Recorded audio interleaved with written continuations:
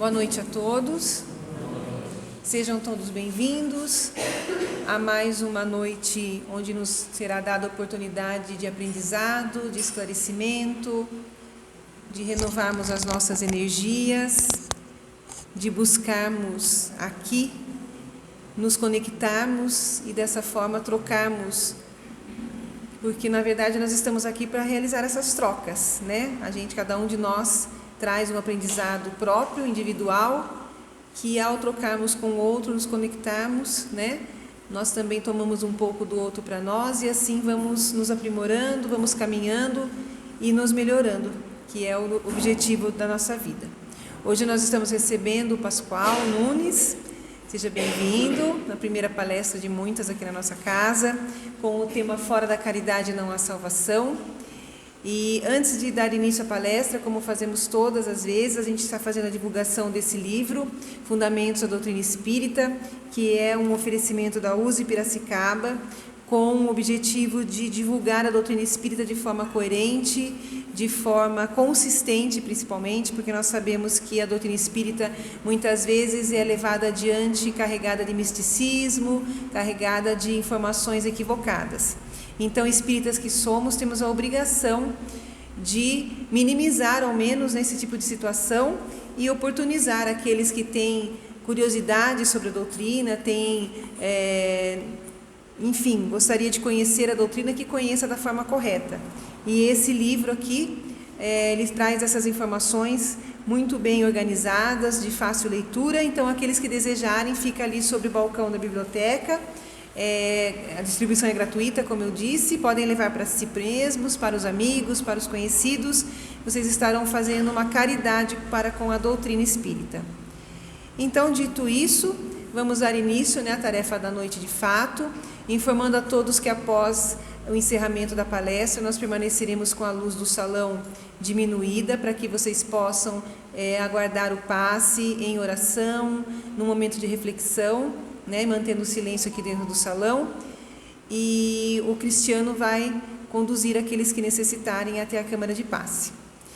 Então vamos juntos elevar o nosso pensamento a Deus, a Jesus, aos benfeitores desta casa, aos nossos mentores, esses espíritos abnegados que se comprometeram em nos acompanhar nessa trajetória, nessa presente encarnação, nos auxiliando, nos orientando, e que muitas vezes são esquecidos nas nossas orações, nos nossos momentos de gratidão.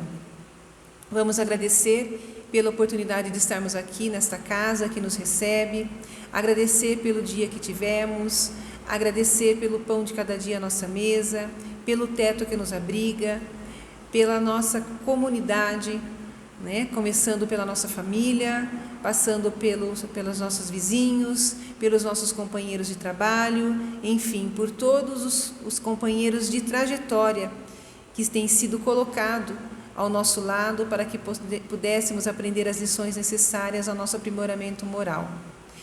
Que o mentor do Pascoal auxilie, o intua, para que ele possa transmitir a reflexão da noite com bastante propriedade, como ele sempre faz, e que todos nós tenhamos entendimento das suas palavras e possamos receber as energias que já estão sendo distribuídas aqui no salão pelos benfeitores espirituais. Que assim seja.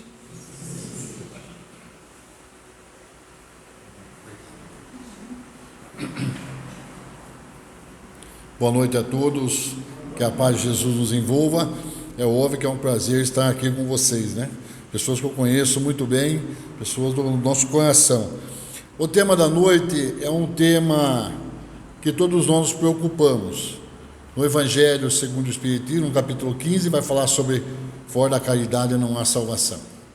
Em todo o Evangelho de Jesus, se vocês procurarem, e depois Paulo, em Mateus, ele vai falar também, Paulo em Mateus, ele vai falar sobre a caridade. O próprio Paulo falou, não adianta eu dar tudo o que eu tenho, todos os bens materiais que eu tenho aos pobres, mas se eu, mesmo que dê meu corpo a ser queimado, se eu não tiver caridade, de nada vale. Nós não vamos achar no Evangelho a palavra caridade, não no Evangelho, na Bíblia você não vai encontrar a palavra caridade, você vai encontrar a palavra amor. Caridade não tem no Novo Testamento. Mas a gente não vai tratar somente dessa caridade. Há uma dificuldade muito grande entre os espíritos e as pessoas entender o sentido da caridade, a palavra caridade. Todo mundo acredita que caridade é dar aquilo que nós possamos dar, nossa roupa, fazer a filantropia, fazer ajuda, dar a sopa, dar o alimento. A gente acredita nisso. Ouvir algum amigo, dar conselho a um. Será que é isso que realmente no Livro dos Espíritos trata a palavra caridade? Quando Kardec pergunta aos espíritos o que Jesus entendia por caridade, olha lá, no Livro dos Espíritos, na questão do Livro dos Espíritos, olha o que Jesus entendia por caridade: benevolência para com todos, indulgência para com imperfeições alheias e perdão às ofensas. No capítulo 15 do Evangelho segundo o Espiritismo, a gente vai tratar desse assunto da caridade. Ele vai falar da caridade de assistência e a caridade da benevolência. É dessa caridade que a gente vai falar, da benevolência. A gente vai deixar a indulgência para um outro dia, perdão das ofensas para um outro dia. A gente vai falar dessa aqui, da benevolência. O que é ser benevolente? Se a gente for procurar no Evangelho o que é ser benevolente, a gente vai ver que benevolência é ajudar o próximo, ser uma pessoa cortês, uma pessoa que está sempre à disposição do outro. E lá no Evangelho vai dizer: amarás teu Deus de todo o teu coração e o teu próximo como a ti mesmo. Eis a lei do profeta. Resume todas as leis do profeta nisso. Benevolente é quando você se dispõe a ajudar as pessoas, se dispõe a fazer alguma coisa, auxilia. Isso é benevolência. E vai longe. Mas, por que nós, então, mesmo sendo benevolente, a gente se decepciona? Muitas pessoas na casa espírita nos procuram e falam: Pascoal, eu tento ajudar meu filho, meu pai, meu irmão, eu tento ajudar um amigo e eu só tenho ingratidão. Eu tento ajudar a pessoa, eu ajudei ela a vida toda, eu disse um não e ela então virou a cara para mim. Eu ajudei a pessoa, tiramos a pessoa da situação e a pessoa hoje fala mal de minha pessoa, fala mal de mim. Não é isso? A gente vê muito isso daí. Eu não consigo fazer com que o meu irmão venha à casa espírita, eu não consigo que a pessoa venha trilhar o mesmo caminho. E o que a gente faz? A gente se decepciona. E a primeira coisa que a gente faz é: não vou ajudar mais ninguém. Não é isso? Aí, a pessoa pergunta: mas é certo, Pascoal, eu fazer isso? Eu falei: não é o correto você abandonar a pessoa no caminho. Mas a gente tem que ensinar a pessoa como ela tem que se conduzir. Porque o próprio Jesus, em todo o seu Evangelho, em nenhum momento Jesus se ofereceu para ajudar ninguém. Eu sempre disse isso na casa espírita, e quem duvida é só procurar nos Evangelhos. Toda vez que Jesus auxiliou aqueles enfermos, foi porque foram até ele, foram buscar auxílio. Lá no Livro dos Espíritos, Kardec pergunta aos Espíritos: por que o homem não avança em seu progresso moral? O orgulho, a vaidade ainda predomina sobre o homem. E muitas vezes Jesus quis mostrar para nós que nós tínhamos que deixar o orgulho do lado e realmente pedir, ter a humildade de pedir, que está passando por uma necessidade, passando por uma dificuldade. Então eu coloquei alguns casos de Jesus que ele não se ofereceu para ajudar ninguém, ele sempre estava disposto a ajudar aquele que eu procurava, sempre estava disposto, ele não saía oferecendo ajuda para ninguém. Tanto é que os sermões que ele fazia, um dos maiores sermões de Jesus é o Sermão do Monte, que é um dos maiores que ele tem. Ele não pediu para ninguém ficar no sermão, porque à medida que ele ia fazendo o Sermão do Monte, as pessoas iam se retirando, porque eram dados às pessoas que estavam ali a ouvir Jesus a responsabilidade de cuidar de sua própria vida. Então, quem ficou no final do sermão, os seus apóstolos e alguns discípulos, é porque tinha realmente entendido a necessidade de mudança. Jesus mesmo, o próprio Jesus, ele nunca falou para as pessoas que deviam se modificar, e ele nunca ofereceu uma modificação se não fosse partisse da própria pessoa. No caso da mulher adúltera, quando ele se ajoelha e escreve um nome no chão das pessoas que ali estavam, ele pegou a jovem, colocou sentado do lado dele e disse: vá e não peques mais. Só isso, não deu lição de moral nela, nem falou por que ela fez aquilo. Vá e não peques mais, porque o amor cobre multidões de pecados. E aí você vai ver todo o Evangelho, e quem quer estudar mais, vai na Gênesis, no último capítulo que fala dos milagres de Jesus, vocês vão ver lá a ação de Jesus sobre nós na terra. Algumas, tanto é verdade que Jesus não se oferecia de pronto para ajudar ninguém, que está aqui, ó: pedi, e dar-se-vos-á, buscais e encontreis, batei e abrir-vos-á, porque aquele que pede recebe, aquele que busca encontra, aquele que bate abrir-vos-á. Está em Mateus, não é? Se você pede, você recebe. Se você não pede, como você quer receber? Outro dia a pessoa pode falar assim: nossa, Pascoal, eu queria ganhar dinheiro. Eu falei: ninguém ganha dinheiro, só a única que ganha dinheiro é criança. Você ganha dinheiro? Você faz dinheiro, você trabalha para fazer dinheiro, você não ganha dinheiro. Onde você se viu ganhar dinheiro? Então, bater e abrir-se-vos-á. Você tem que ir de encontro com aquilo que você quer, que você deseja. Então a gente vai ver a cura de Jesus. Ele estava na multidão. Ele estava na multidão, passeando com Pedro na multidão. Quando ele pergunta a Pedro: Pedro, quem tocou em mim? Pedro falou: eu não fui, Senhor, nem sei quem tocou tanta gente. Aquele jeito de Pedro, né? Vocês estavam lá, se lembram disso. E Pedro falou: quem que tocou? Ele falou assim, Pedro pergunta: mas por que, Senhor? Ele falou: porque alguma virtude saiu de mim, eu senti que alguma coisa saiu de mim.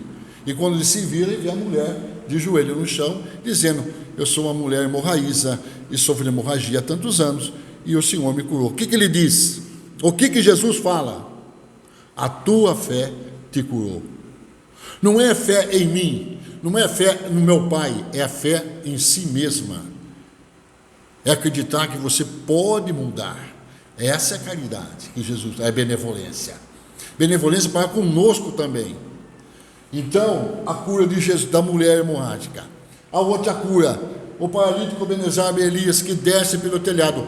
Tinha uma multidão. Por que Jesus não foi no meio da multidão, já que tinha um paralítico? Por que Jesus não foi à multidão curar o paralítico?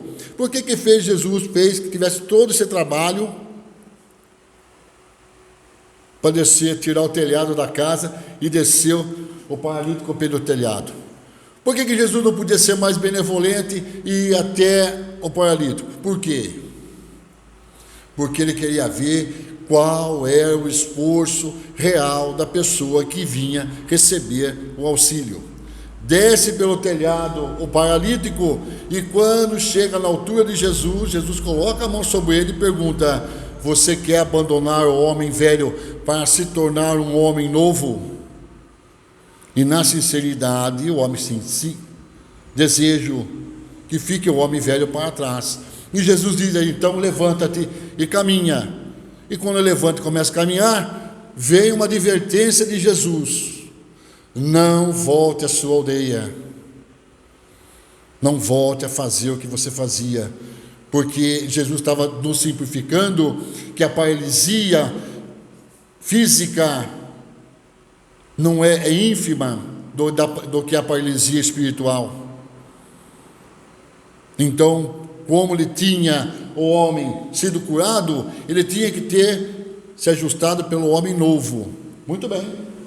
Por que Jesus não foi lá no doente no meio da multidão? Porque Jesus quis que ele tivesse a necessidade de vir até ele. Mas Jesus não era benevolente. Outra, a cura do centurião. O centurião, o general de guerra, diz para Jesus: cura meu servo que está doente, eu gosto muito do meu servo, cure meu servo. O que Jesus diz para o centurião? Vamos até lá. Ele falou: não precisa, eu sou um centurião que comanda o exército nos campos de batalha, eu acredito em vós, se vós ordena, meu servo fica curado. E quando o centurião volta à casa dele, o servo está curado da doença. E Jesus reúne os apóstolos e diz: não há em toda a Galileia um homem com tanta fé como o centurião.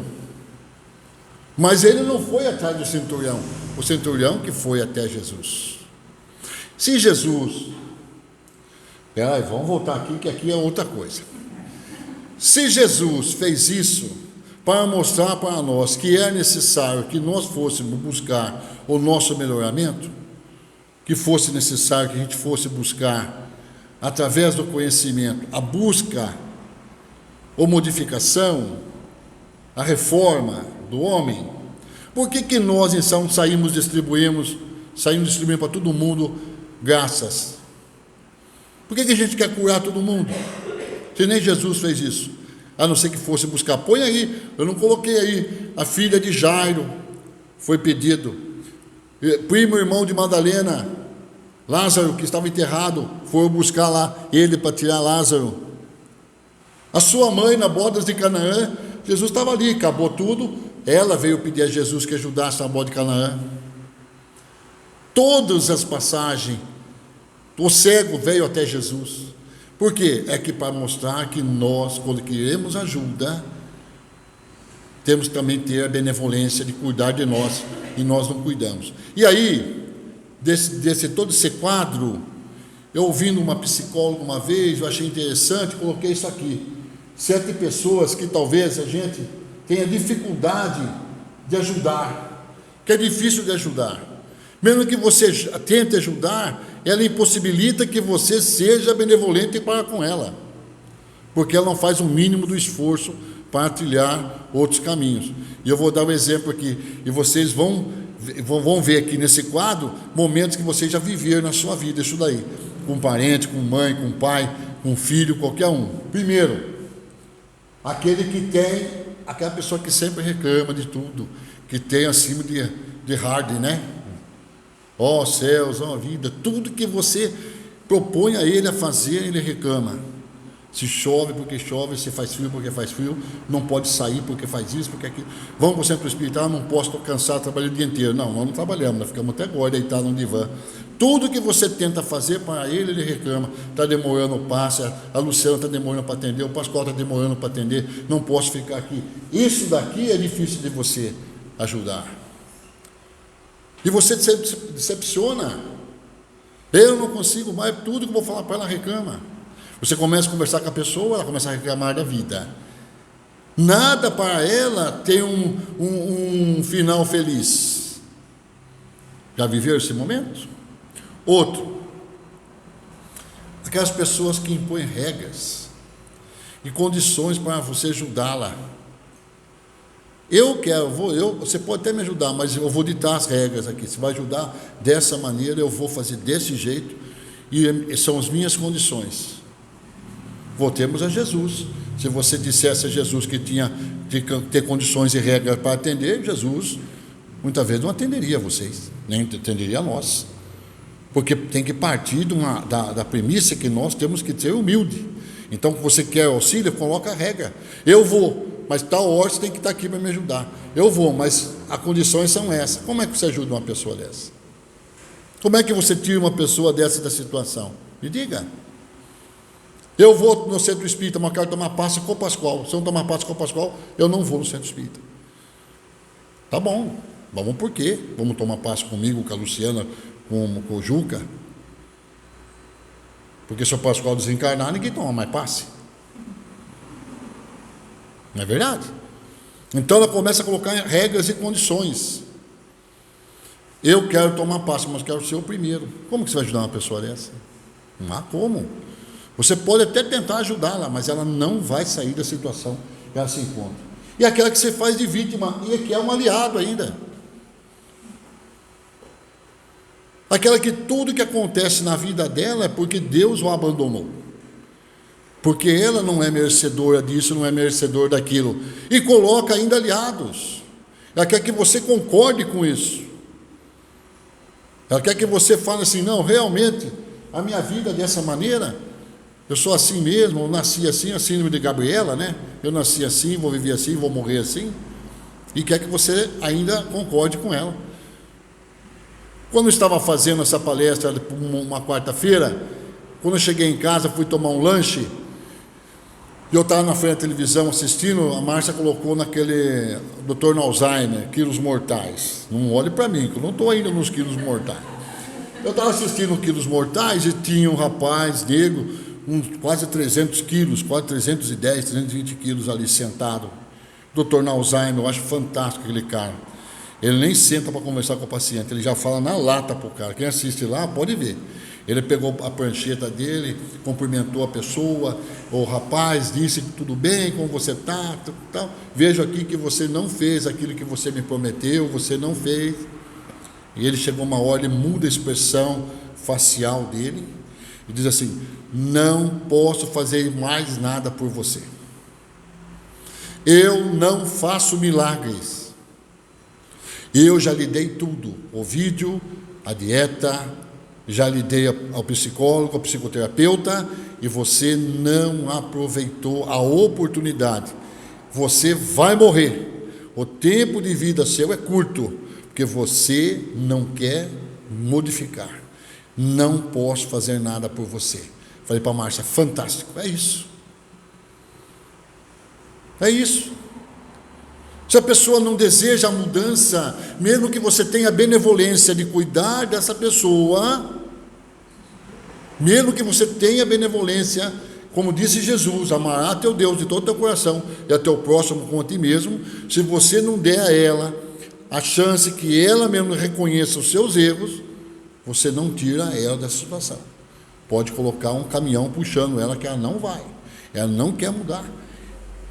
Você tem todo um programa de auxílio, de ajuda, né? Que eles, não é assim? É um programa lá no Texas que ajuda a pessoa a se recuperar. E eu falo que é tão psicológico lá, porque ele podia fazer a bariátrica, mas ele quer ver a seu esforço, que você emagreça um pouco, entre num programa, porque depois da bariátrica você consiga então manter o mesmo nível de disciplina que você adquiriu no seu tratamento. E é como no passe. A gente aplica o passe na casa espírita, ajuda a pessoa, faz com que a pessoa venha, para que ela crie um hábito de mudança, de benevolência, de amor, de perdão. Que ela não fique só dependente do passe, isso, daquilo, mas que ela crie raízes para que ela possa ajudar aqueles que vêm atrás dela. Então é uma psicologia da espiritualidade. Mas quando você faz de vítima, aí a pessoa, o rapaz disse: mas eu não consigo, porque lá na minha infância, porque lá eu fui assim. Pessoal, todos nós passamos dificuldade. A árvore forte só cresce com vento forte. Todos nós passamos dificuldade na vida. Não tem um aqui nessa sala que pegou, reencarnou e foi tudo de mão beijada. Teve que trabalhar, teve que estudar, teve que deixar a casa, teve que deixar a família, não é?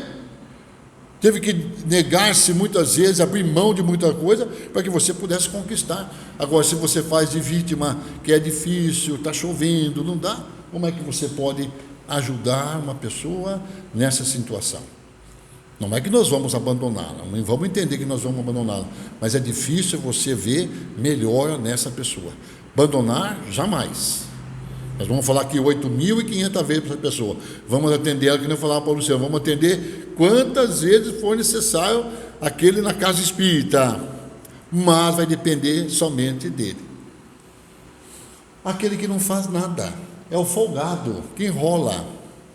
Já viu aquele que enrola? Porque nós temos uma síndrome, né? A gente nasce com uma síndrome. A gente nasce com uma síndrome do passado, que a gente vai reencarnar dessa maneira e depois na outra vida eu resolvo. A gente só enrola, a gente não consegue resolver agora, né, Juca?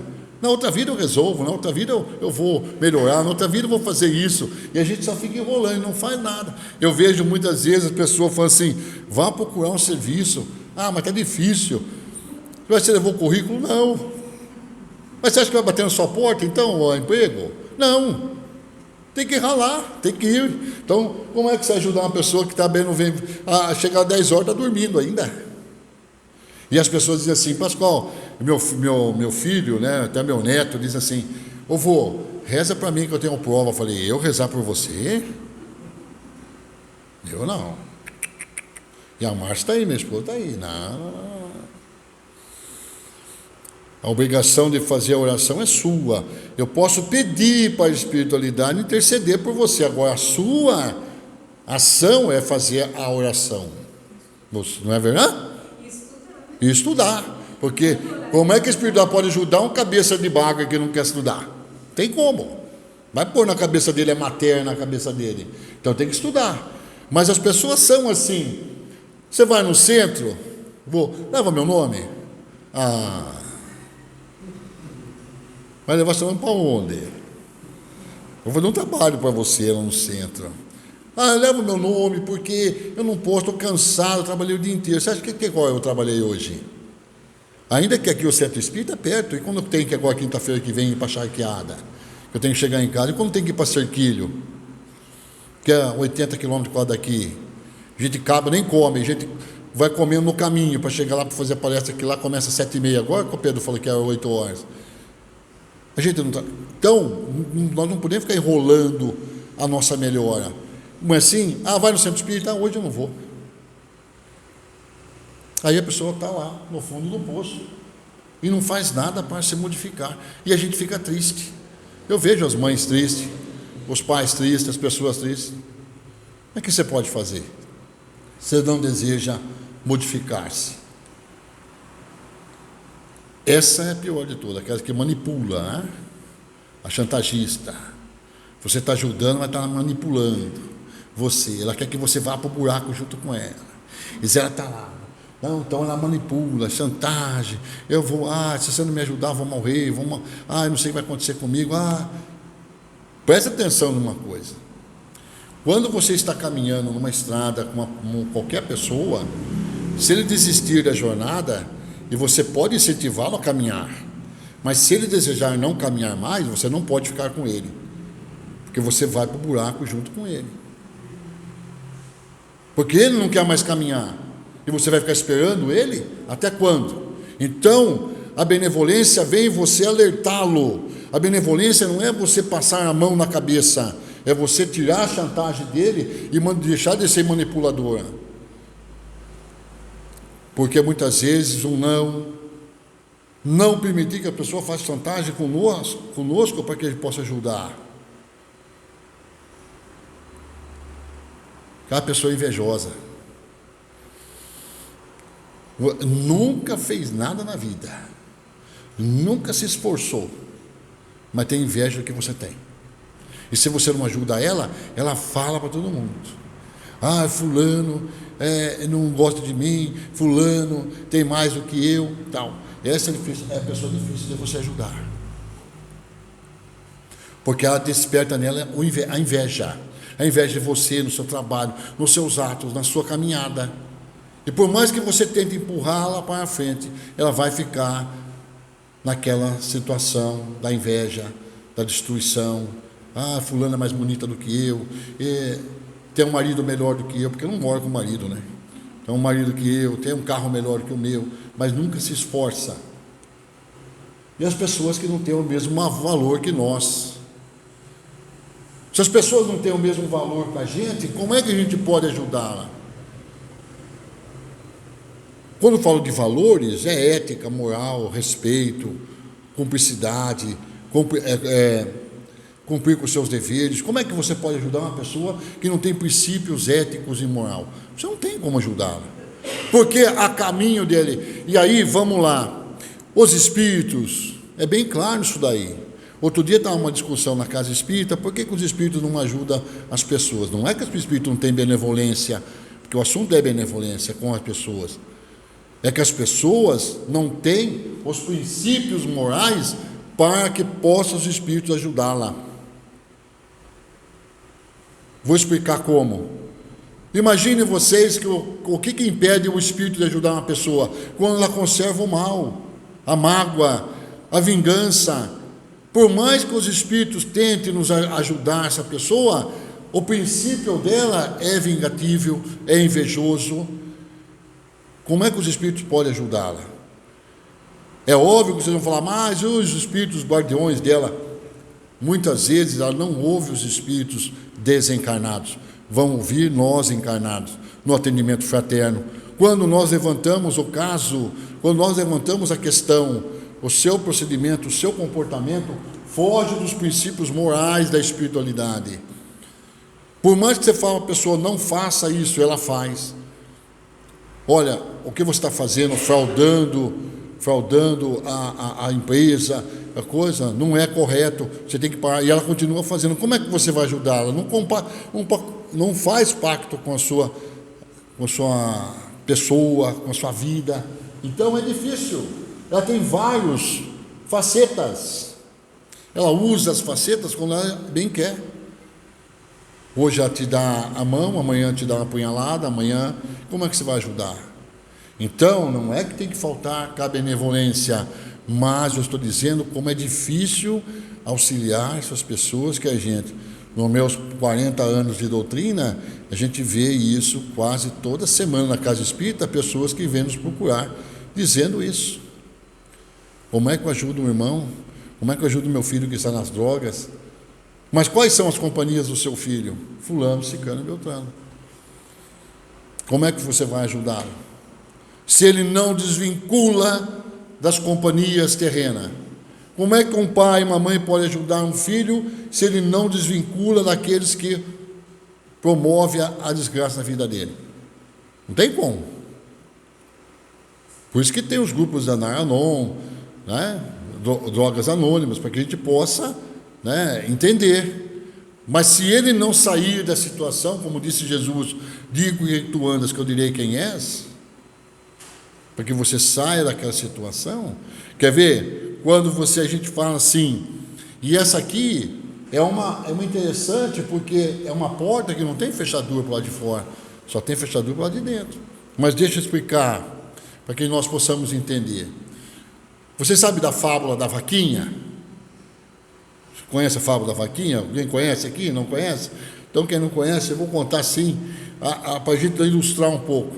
Um monge e seu discípulo, caminhando por uma região, encontra no morro, uma montanha, e vê uma fazenda paupérrima, um casebre, uma família que tinha uma vaca e os filhos. E aquela vaca era o único sustento daquele casal, que dava o leite para eles, fazia o queijo, o leitinho para as crianças. Mas vivia numa situação paupérrima. Quando o monge sai da casa, fala para o seu discípulo, jogue a vaca na ribanceira, mate a vaca. O discípulo falou, mas monge, matar o único sustento da família? Ele falou, mate a vaca, jogue a vaca na ribanceira. E o discípulo então jogou a vaca daquela família na ribanceira. Passado alguns tempos, volta o monge com seu discípulo no mesmo local. Já havia uma casa melhor, a fazenda já produzindo, os filhos já maiores. Não era mais aquele casebre que era quando ele passou por ali algum tempo atrás, alguns anos atrás. A fazenda tinha prosperado. O monge então para fazer pousada naquela casa e pergunta para o Senhor, o que aconteceu? Você melhorou? Ganhou? Ele falou, não. Quando o senhor saiu daqui, o senhor sabe a desgraça que aconteceu na minha vida, mas foi para melhor. Minha vaca caiu na ribanceira e morreu. A vaca, muitas vezes, é aquela que nos impede da gente progredir. Porque a gente fica na zona de conforto. Eu tenho aquela vaquinha que dá o leite, mas eu estou aqui. Quando você mata a vaca, o que acontece? Tem que correr atrás do prejuízo. Eu perdi a vaca. E agora? Como que eu vou sustentar meu filho? Como que eu vou fazer que a minha vida progrida? E assim faz com que ele se movimente. Então, muitas vezes, o não, a desgraça, a nossa vida, muitas vezes que acontece, que a gente acha que é uma desgraça, é que Deus está falando, seu movimento, Pascoal, vamos para frente. Outro dia, no Datena, na pandemia, estava um homem, um moço, forte, chorando as pitangas porque não tinha que comer. Então, tinha que dar uma cesta básica para ele. Eu falei para a Márcia, olha que cara de pau. Olha só. Mas Pascoal, ele estava com fome. Presta atenção. Atrás dele havia um capão de mato, do lado, capim gordura, cobrindo quase a casa dele.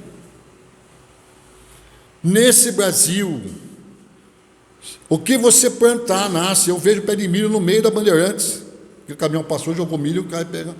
Tudo que você plantar nesse Brasil, nasce.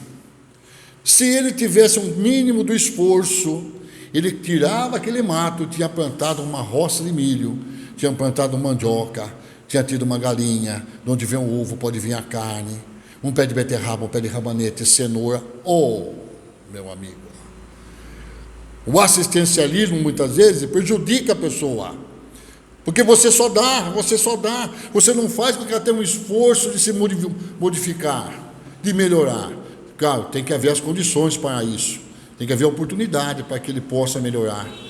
Mas, se você tem um terreno gigantesco, eu tenho lá em casa, a Márcia fez uma horta em cima dos meus bancos lá, fez a horta lá, tem alface, tem de tudo, tem lá, né, Juca? Cebolinha, tem manjericão para fazer uma macarronada, que delícia, uma pizza, tem tudo. O que falta é o esforço, o mínimo esforço para que a gente possa dali. O meu avô veio da Itália na Revolução Italiana, chegou aqui no Brasil com 14 anos, foi morar em Rio das Pedras e foi trabalhar na plantação de arroz aqui onde é a Chácara Nazaré, com 14 anos, e depois se tornou um homem rico, com labor, com trabalho, fugiu da guerra, da Revolução da Itália, veio para o Brasil como seus avós vieram, como todos vieram. Tudo que eles tinham, o que eles fizeram? Plantaram, produziram. E hoje nós temos a benevolência. Eu vou ajudar fulano, mas a benevolência muitas vezes é errada. Vamos recordar Jesus. Quando Jesus termina um sermão, ele se recolhe em pé. Você pode ver, em todas as passagens, Jesus se recolhe para orar. E quando Jesus um dia se recolheu para orar, Pedro pergunta a Jesus por que ele estava triste e cabisbaixo.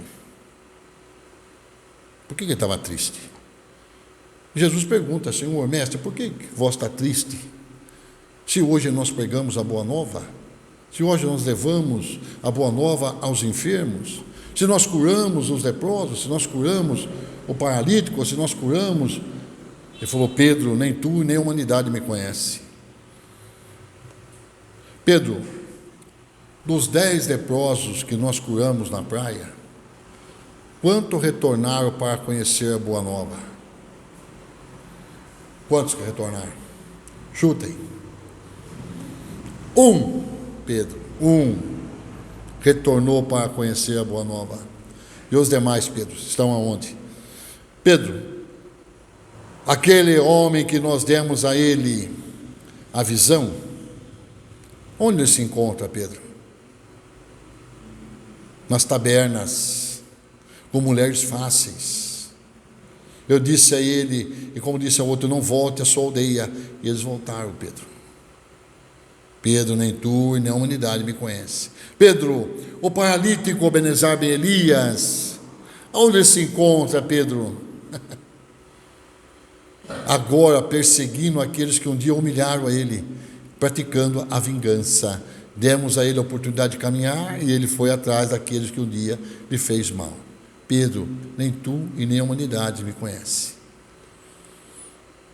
Mas Jesus não deixou de ajudar ninguém. Mas o que Jesus quer dizer com isso? Que muitas vezes a nossa vontade de melhorar, de sarar, de curar, a gente procura o centro espírita porque está com uma doença tal, a gente vem: eu estou doente, estou depressivo, estou com câncer, tudo. E depois que a gente se cura, a gente faz que nem os 10 leprosos, a gente vai embora. A gente não vem para aperfeiçoar agora espiritualmente. Estou mentindo? Quando a gente melhora, quando a gente vê que nós já temos a possibilidade de ser uma pessoa melhor, o que a gente faz? Se melindra e vai-se embora. Eu não vou mais naquele centro espírita, não vou mais ali, não vou mais ali, porque fulano, ciclano, beltrano. Como fizeram com Jesus. A gente não tem mais aquelas lições de Jesus que diz: não, eu tenho que agora me aperfeiçoar. Porque se eu quiser ser benevolente para com o próximo, eu tenho que ser benevolente para comigo também. O que acontece? Quem já passou pelos meus atendimentos já sabe o que eu faço. Antes, como é que você está nesse momento? Quem é você neste momento? Como você está neste momento? E aí você pergunta, quais são os seus defeitos? Quais são o mal que você tem? A pessoa então fala, eu sou um pouco vingativo, estou magoado, estou isso, estou aquilo, estou aquilo. Fala das suas qualidades. A pessoa começa a procurar qualidades dele. A pessoa começa a procurar as suas qualidades. Não tem benevolência com ele. Não é gentil com ele. Já viram isso? Você não é gentil com ele. Não falta em mim a gentil. Eu pergunto, quando você se olha no espelho, você vê quem ali? Eu não vejo. Como é que você não se vê no espelho? Uma pessoa que é trabalhadora, que batalhadora, uma pessoa que está na lida, na vida, como é que você não se enxerga diante do espelho você? E aí as pessoas têm um erro gravíssimo que diz assim, mas eu sou caridoso, eu ajudo fulano, ciclano, eu tenho um bom ouvido, eu ouço fulano, ciclano, eu ajudo os cachorros, ajudo o gato, ajudo isso, ajudo o elefante, ajudo o jacaré, ajudo todo mundo. Do que vale se você não se ajuda? Do que vale você ter benevolência para com o outro e você não ter benevolência para consigo mesmo? Do que vale? Quando você serve o outro e não serve a si mesmo. Preste atenção em Jesus, porque aqui estamos falando de Jesus. Quando Jesus acabava de atender as pessoas, Jesus se recolhia em prece. Ele se afastava de todos e dizia, vou orar ao meu Pai. E o próprio, no dia da inauguração dessa casa, o Álvaro falou isso daí. Jesus se recolhia para se recompor, conversar com o Pai dele e dizer, quanto melhor eu estiver, melhor eu posso ajudar. Quanto melhor eu estiver, melhores conselhos eu possa dar. Mais benevolência eu tenho, mais paciência eu adquiro. Se nós não temos paciência conosco, como é que vamos ter paciência com o outro? Veja como que é fácil. Mas, para não se alongar muito, o que a gente faz?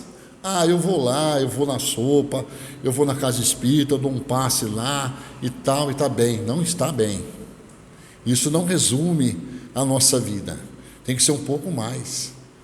Nós temos que primeiro nos enxergar.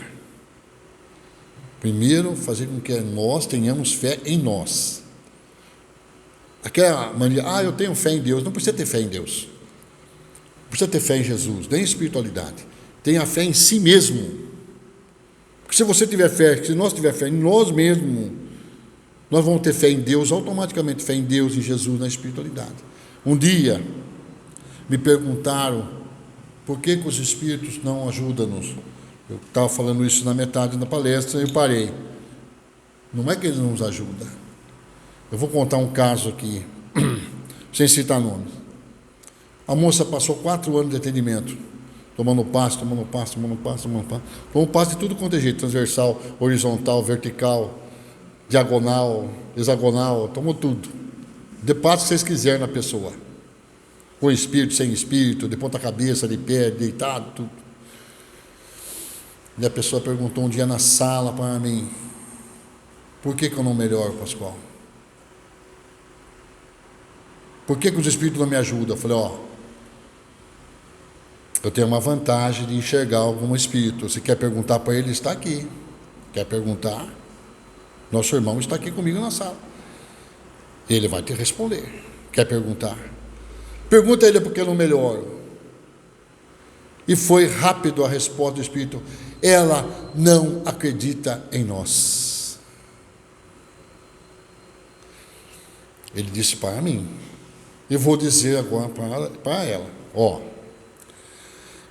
Ele disse que você não acredita na espiritualidade. É verdade. Ela baixou a cabeça, como o falou, é.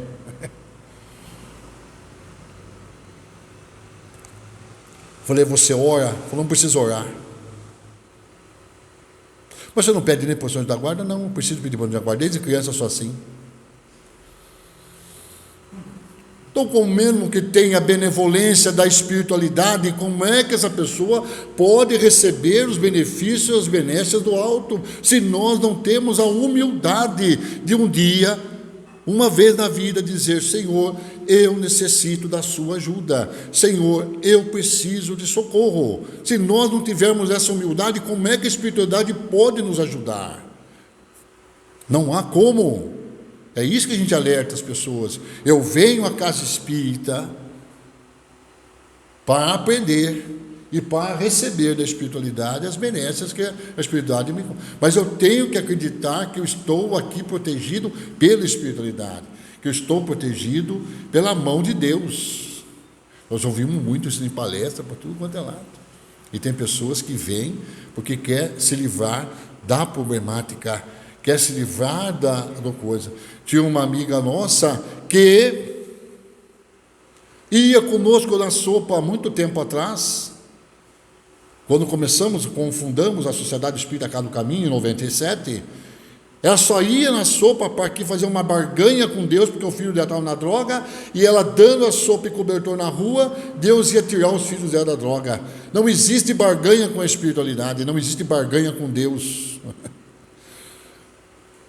Faça com a direita que a esquerda não possa ver. Mas se nós não formos benevolentes conosco, com os nossos familiares, primeiro conosco, nós não vamos conseguir ajudar essas pessoas que eu coloquei aqui.